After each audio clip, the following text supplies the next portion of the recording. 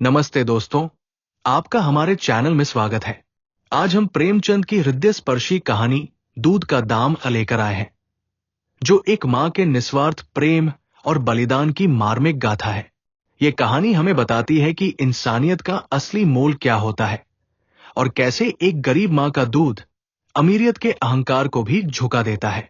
आइए सुनते हैं प्रेमचंद की कलम से निकली ये बेजोड़ कहानी, दूध का दाम। अब बड़े बड़े शहरों में दाइया, नर्सें और लेडी डॉक्टर सभी पैदा हो गई है, लेकिन देहातों में बच्चे खाने पर अभी तक भंगिनों का ही प्रभुत्व है और ना ही दूर दूर तक इसकी आशा नजर आ रही थी।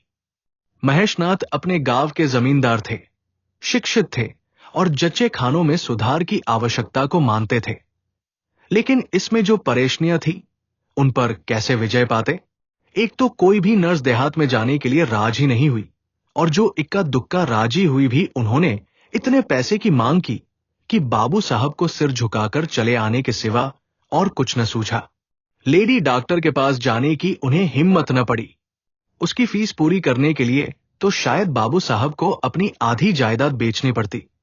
इसलिए जब 3 कन्याओं के बाद वो चौथा लड़का पैदा हुआ, तो फिर वही गूदड़ था और वही गूदड़ की बहू। बच्चे अक्सर रात ही को पैदा होते हैं। एक दिन आधी रात को चपरासी ने गूदड़ के द्वार पर ऐसी हाक लगाई कि पास पड़ोस में भी जाग पड़ गई। लड़की न थी कि मरी आवाज से पुकारता। गूदड़ के घर में इस शुभ अवसर के लिए महीनों से तैयारी हो रही थी। भय था तो यही कि फिर बेटी न हो जाए, नहीं तो वही बंधा हुआ 1 रुपया और एक साड़ी मिलकर रह जाएगी। इस विषय में स्त्री पुरुष में कितनी ही बार झगड़ा हो चुका था, शर्त लग चुकी थी। स्त्री कहती थी, अगर अब की बेटा ना हो तो मुंह न दिखाओ। मुंह न दिखाओ, सारे लक्षण बेटे के हैं। और गूदड़ कहता था, देख लेना, बेटी होगी और बीच खेत बेटी होगी। बेटा निकले तो मूछे मुड़ा लूं। हां, मूछे मुड़ा लूं। शायद गूदड़ समझता था कि इस तरह अपनी स्त्री में पुत्र कामना को बलवान करके वो बेटे की अवाई के लिए रास्ता साफ कर रहा है। भूंगी बोली, अब मूछ मुड़ा ले दाढ़ीजार। कहती थी, बेटा होगा। सुनता ही न था, अपनी ही रट लगाए जाता था। मैं आज तेरी मूछे मूंगी, खूंटी तक तो रखूंगी ही नहीं। गूदड़ ने कहा, अच्छा मूड लेना भली मानस, मूछे क्या फिर निकलेंगी ही नहीं? तीसरे दिन देख लेना, फिर जो की त्यों है, मगर जो कुछ मिलेगा उसमें आधा रखा लूंगा, कहे देता हूं। भूंगी ने अंगूठा दिखाया और अपने 3 महीने के बालक को गूदड़ के सुपुर्द कर सिपाही के साथ चल खड़ी हुई। गूदड़ ने पुकारा, अरे सुन तो, कहां भागी जाती है? मुझे भी बधाई बजाने जाना पड़ेगा। इसे कौन संभालेगा? भूंगी ने दूर ही से कहा, इसे वही धारती पर सुला देना, मैं आके दूध पिला जाऊंगी। महेशनाथ के यहां अब भी भूंगी की खूब खातिरदारियां होने लगी। सवेरे हरीरा मिलता, दोपहर को पूरिया और हलवा, तीसरे पहर को फिर, और रात को फिर, और गूदड़ को भी भरपूर परोसा मिलता था। भूंगी अपने बच्चे को दिन रात में 1-2 बार से ज्यादा न पिला सकती थी। उसके लिए ऊपर के दूध का प्रबंध था। भूंगी का दूध बाबू साहब का भाग्यवान बालक पीता था, और यह सिलसिला 12वें दिन भी न बंद हुआ। मालकिन मोटी ताजी देवी थी, पर अब की कुछ ऐसा संयोग कि उन्हें दूध हुआ ही नहीं। तीनों लड़कियों की बार इतने इफरात से दूध होता था कि लड़कियों को बदहजमी हो जाती थी। अब की 1 बूंद नहीं। भूंगी दाई भी थी और दूध पिलाई भी। मालकिन कहती, भूंगी हमारे बच्चे को पाल दे, फिर जब तक तू जिए बैठी खाती रहना। 5 बीघे माफी दिलवा दूंगी, नाती पोते तक चैन करेंगे।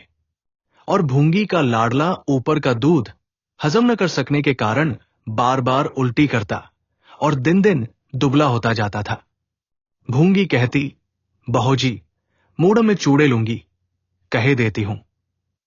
बहूजी उत्तर देती, हां हां चूड़े लेना भाई। धमकाती क्यों है? चांदी के लेगी या सोने के? वाह बहूजी, चांदी के चूड़े पहन के किसे मुंह दिखाऊंगी और किसकी हंसी होगी? अच्छा सोने के लेना भाई, कह तो दिया, और ब्याह में कंठा लूंगी और चौधरी गुदड़ के लिए हाथों के तोड़े। वो भी लेना, भगवान वो दिन तो दिखावे। घर में मालकिन के बाद भूंगी का राज्य था। महरिया, महराजिन, नौकर चाकर सब उसका रोब मानते थे। यहां तक कि खुद बहूजी भी उससे दब जाती थी। एक बार तो उसने महेशनाथ को भी डांटा था। हंसकर टाल गए। बात चली थी भंगियों की। महेशनाथ ने कहा था, दुनिया में और चाहे जो कुछ हो जाए, भंगी भंगी ही रहेंगे। इन्हें आदमी बनाना कठिन है। इस पर भूंगी ने कहा था, मालिक, भंगी तो बड़ों बड़ों को आदमी बनाते हैं, उन्हें कोई क्या आदमी बनाए। ये गुस्ताखी करके किसी दूसरे अवसर पर भला भूंगी के सिर के बाल बच सकते थे, लेकिन आज बाबू साहब ठठाकर हंसे और बोले, भूंगी बात बड़े पते की कहती है। भूंगी का शासनकाल साल भर से आगे न चल सका। देवताओं ने बालक के भंगिन का दूध पीने पर आपत्ति की। मोटेराम शास्त्री तो प्रायश्चित का प्रस्ताव कर बैठे। दूध तो छुड़ा दिया गया, लेकिन प्रायश्चित की बात हंसी में उड़ गई। महेशनाथ ने फटकार कर कहा, प्रायश्चित की खूब कही शास्त्री जी। कल तक उसी भंगिन का खून पीकर पला, अब उसमें छूत घुस गई। वाह रे आपका धर्म। शास्त्री जी शिखा फटकार कर बोले, ये सत्य है। वो कल तक भंगिन का रक्त पीकर पला, मांस खाकर पला, ये भी सत्य है। लेकिन कल की बात कल थी, आज की बात आज। जगन्नाथपुरी में छूत छूत सब एक पंगत में खाते हैं, पर यहां तो नहीं खा सकते। बीमारी में तो हम भी कपड़े पहने खा लेते हैं, खिचड़ी तक खा लेते हैं बाबूजी, लेकिन अच्छे हो जाने पर तो नेम का पालन करना ही पड़ता है। आपद धर्म की बात न्यारी है, तो इसका यह अर्थ है कि धर्म बदलता रहता है, भी कुछ कभी कुछ। और क्या, राजा का धर्म अलग, प्रजा का धर्म अलग, अमीर का धर्म अलग, गरीब का धर्म अलग। राजे महाराजे जो चाहे खाए, जिसके साथ चाहे खाए, जिसके साथ चाहे शादी ब्याह करे, उनके लिए कोई बंधन नहीं। समर्थ पुरुष है। बंधन तो मध्य वालों के लिए है। प्रायश्चित तो न हुआ, लेकिन भूंगी को गद्दी से उतरना पड़ा। हां, दान दक्षिणा इतनी मिली कि वो अकेले ले न जा सकी, और सोने के चूड़े भी मिले। एक की जगह दो नई सुंदर साड़ियां, मामूली नैनसुख की नहीं, जैसी लड़कियों की बार मिली थी। इसी साल प्लेग ने जोर बांध और गुदड़ पहले ही चपेट में आ गया। भूंगी अकेली रह गई, पर गृहस्थी ज्यों की त्यों चलती रही। लोग ताक लगाए बैठे थे कि भूंगी अब गई। फला भंगी से बातचीत हुई, फला चौधरी आए, लेकिन भूंगी न कहीं आई न कहीं गई। यहां तक कि 5 साल बीत गए और उसका बालक मंगल, दुर्बल और सदा रोगी रहने पर भी दौड़ने लगा। सुरेश के सामने पिद्दी सा लगता था। एक दिन भूंगी महेशनाथ के घर का परनाला साफ कर रही थी। महीनों से गलीच जमा हो रहा था। आंगन में पानी भरा रहने लगा था। परनाले में एक लंबा मोटा बाज डालकर जोर से हिला रही थी, पूरा दाहिना हाथ। परनाले के अंदर था कि एकाएक उसने चिल्लाकर हाथ बाहर निकाल लिया, और उसी वक्त एक काला सांप परनाले से निकलकर भागा। लोगों ने दौड़कर उसे मार तो डाला, लेकिन भूंगी को न बचा सके। समझे, पानी का सांप है, विषैला न होगा, इसलिए पहले कुछ गफलत की गई। जब विष देह में फैल गया और लहरें आने लगी, तब पता चला कि वो पानी का सांप नहीं, गेहूवन था।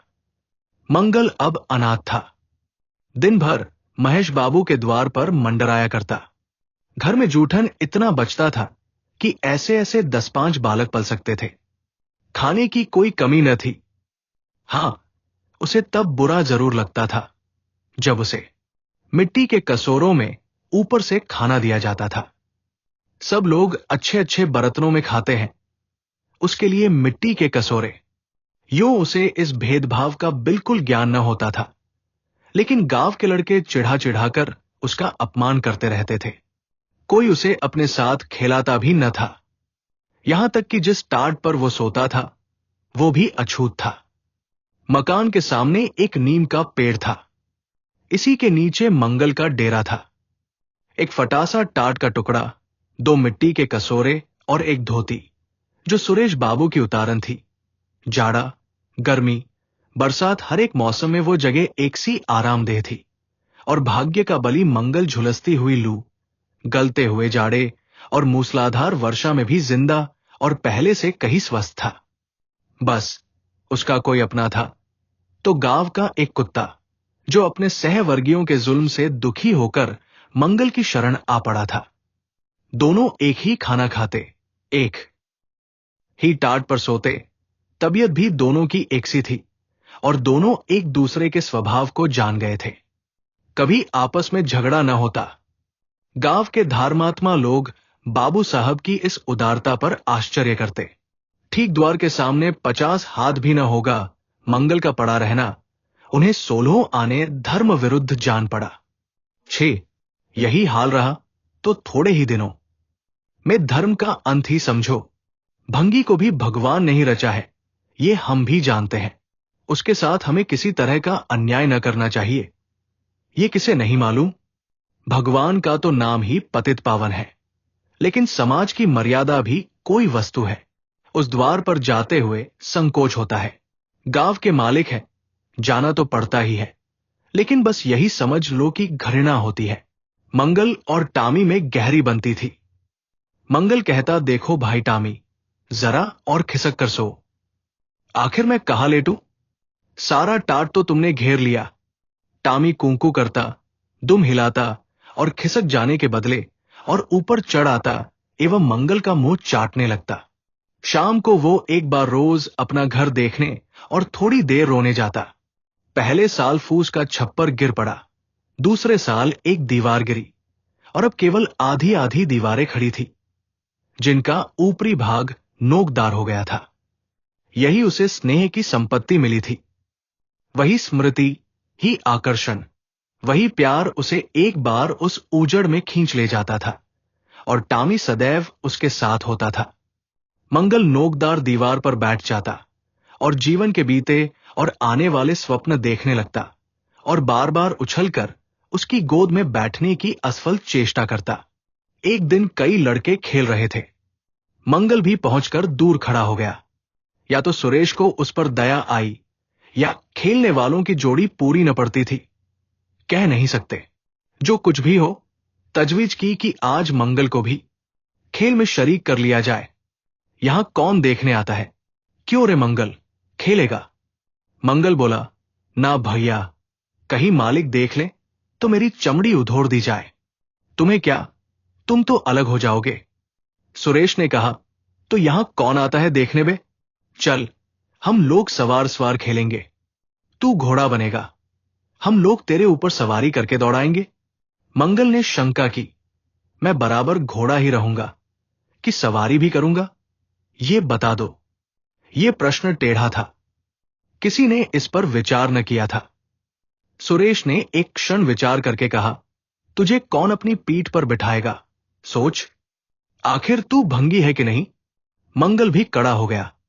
बोला, मैं कब कहता हूं कि मैं भंगी नहीं हूं, लेकिन तुम्हें मेरी ही मां ने अपना दूध पिलाकर पाला है। जब तक मुझे भी सवारी करने को ना मिलेगी, मैं घोड़ा न बनूंगा। तुम लोग बड़े चगड़ हो, आप तो मजे से सवारी करोगे और मैं घोड़ा ही बना रहूं। सुरेश ने डांट कर कहा, तुझे घोड़ा बनना पड़ेगा, और मंगल को पकड़ने दौड़ा। मंगल भागा, सुरेश ने दौड़ाया। मंगल ने कदम और तेज किया। सुरेश ने भी जोर लगाया, मगर वो बहुत खा खा कर थुल-थुल हो गया था और दौड़ने में उसकी सांस फूलने लगती थी। आखिर उसने रुककर कहा, आकर घोड़ा बनो मंगल, नहीं तो कभी पा जाऊंगा तो बुरी तरह पीटूंगा। तुम्हें भी घोड़ा बनना पड़ेगा। अच्छा, हम भी बन जाएंगे, तुम पीछे से निकल जाओगे। पहले तुम घोड़ा बन जाओ, मैं सवारी कर लूं, फिर मैं बनूंगा। सुरेश ने सचमुच चकमा देना चाहा था। मंगल का यह मुतालबा सुनकर साथियों से बोला, देखते हो इसकी बदमाशी, भंगी है ना। तीनों ने मंगल को घेर लिया और उसे जबरदस्ती घोड़ा बना दिया।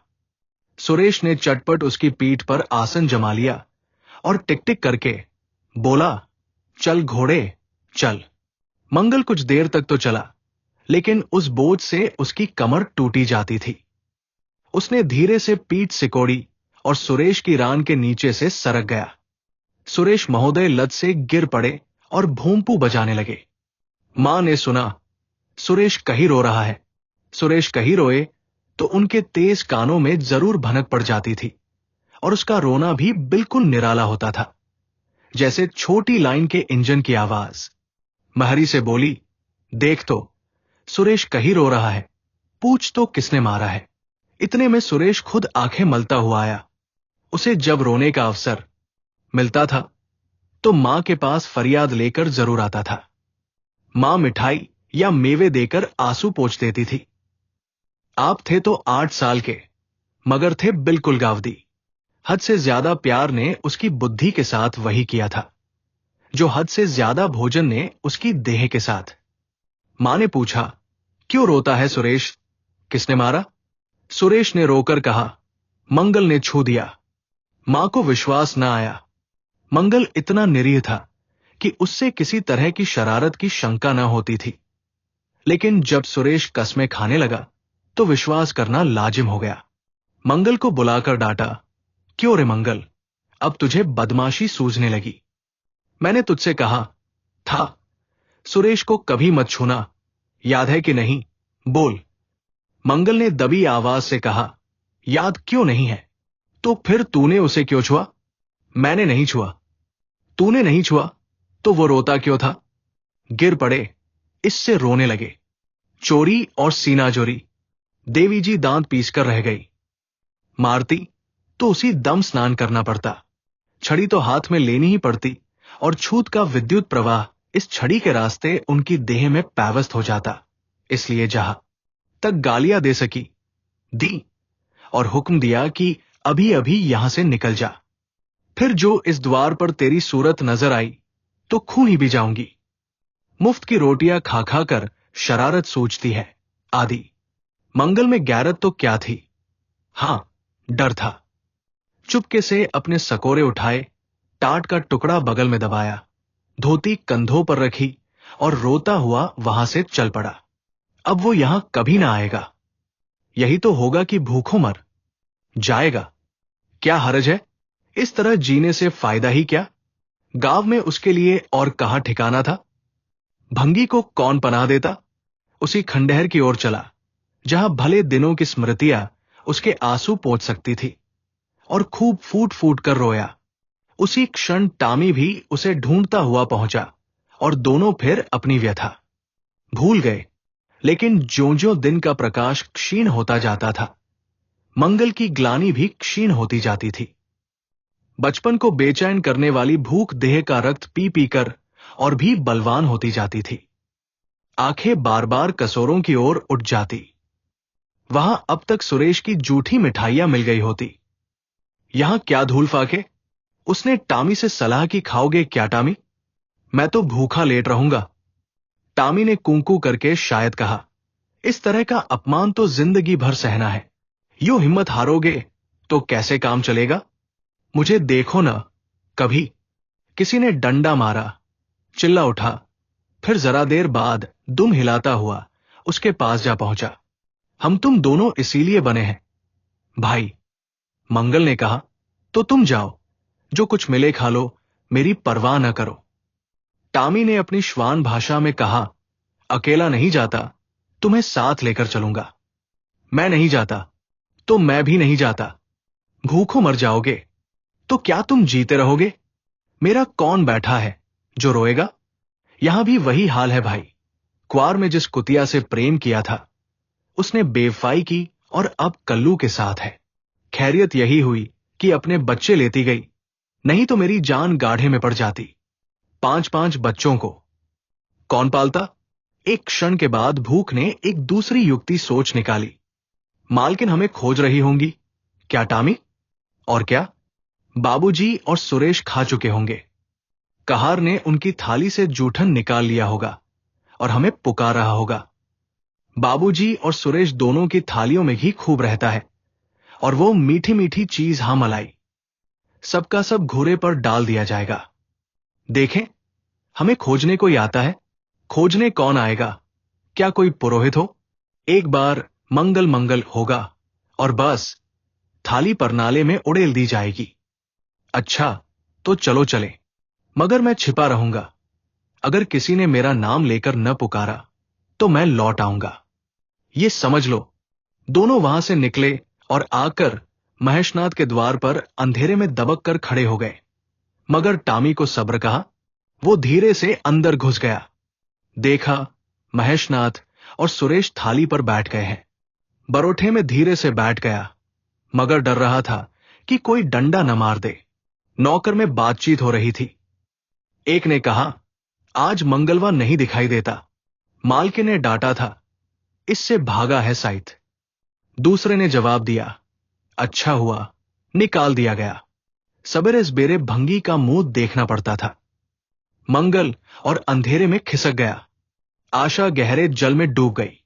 महेशनाथ थाली से उठ गए। नौकर हाथ धुला रहा है। अब हुक्का पिएंगे और सोएंगे। सुरेश अपनी मां के पास बैठा। कोई कहा, नी सुनता सुनता सो जाएगा। गरीब मंगल की किसे चिंता है। इतनी देर हो गई, किसी ने भूल से भी न पुकारा। कुछ देर तक वो निराश सा वहां खड़ा रहा। फिर एक लंबी सांस खींचकर जाना ही चाहता था कि कहार पत्तल में थाली का जूठन ले जाता नजर आया। मंगल अंधेरे से निकलकर प्रकाश में आ गया। अब मन को कैसे रोके। कहार ने कहा, अरे तू यहां था। हमने समझा कि कहीं चला गया। ले खा ले, मैं फेंकने ले जा रहा था। मंगल ने दीनता से कहा, मैं तो बड़ी देर से यहां खड़ा था। तो बोला, क्यों नहीं। मारे डर के। अच्छा, ले खा ले। उसने पत्तल को ऊपर उठाकर मंगल के फैले हुए हाथों में डाल दिया। मंगल ने उसकी ओर ऐसी आंखों से देखा जिसमें दीन कृतज्ञता भरी हुई थी। टॉमी भी अंदर से निकल आया था। दोनों वही नीम के नीचे पत्तल में खाने लगे। मंगल ने एक हाथ से टॉमी का सिर सहलाकर कहा, देखा, पेट की आग ऐसी होती है। ये लात की मारी हुई रोटियां भी न मिलती तो क्या करते। टॉमी ने दुम हिला दी। सुरेश को अम्मा ने पाला था। टॉमी ने फिर दुम हिलाई। लोग कहते हैं दूध का दाम कोई नहीं चुका सकता, और मुझे दूध का ये दाम मिल रहा है। टॉमी ने फिर दुम हिलाई। दोस्तों, अगर आपको यह कहानी पसंद आई है तो हमारे चैनल को सब्सक्राइब करें और इस वीडियो को लाइक और शेयर जरूर करें। आपकी सपोर्ट हमें ऐसी और कहानियां लाने के लिए प्रेरित करती है। धन्यवाद।